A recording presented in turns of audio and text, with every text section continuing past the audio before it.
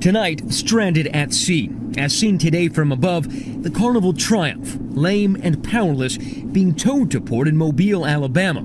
It is day 4 of what has turned into the holiday from hell for the more than 4,000 people on board. Brent Nutt's wife, Bethany, is aboard. They spoke briefly before the phone cut out. All you hear on those phone calls is crying and talking about, I'm going to die, I'm going to die.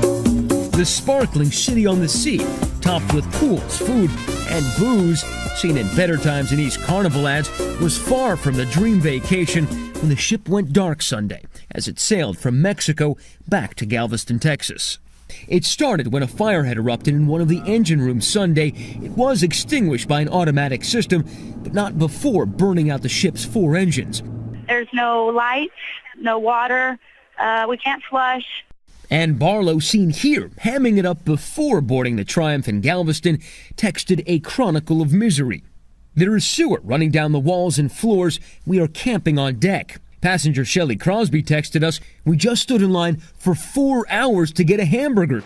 With scant news and few images from the ship or passengers, we flew 100 miles from shore earlier today to find the Triumph. Carnival dispatched a 3rd tugboat out today to help assist in towing the ship to port. Have you ever seen anything like that? Yeah, we're used to seeing boats out here and rigs, but as far as cruise ships in distress, no. We saw no visible damage, but we did see curious passengers on deck looking up at us. Deck chairs seem to have been converted into beds, but sleeping outside will be increasingly miserable during the voyage's final hours in the cold rain.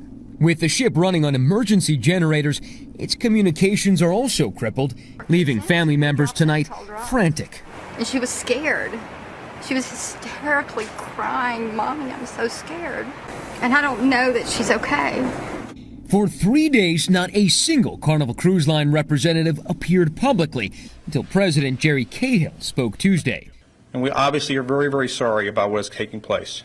There is no question that conditions on board the ship are very challenging. Everyone shoreside is doing everything they can to make our guests as comfortable as possible. And then later that very same night, Carnival owner Mickey Arison did appear publicly at a Miami Heat game, a team he owns, but that picture ignited anger online.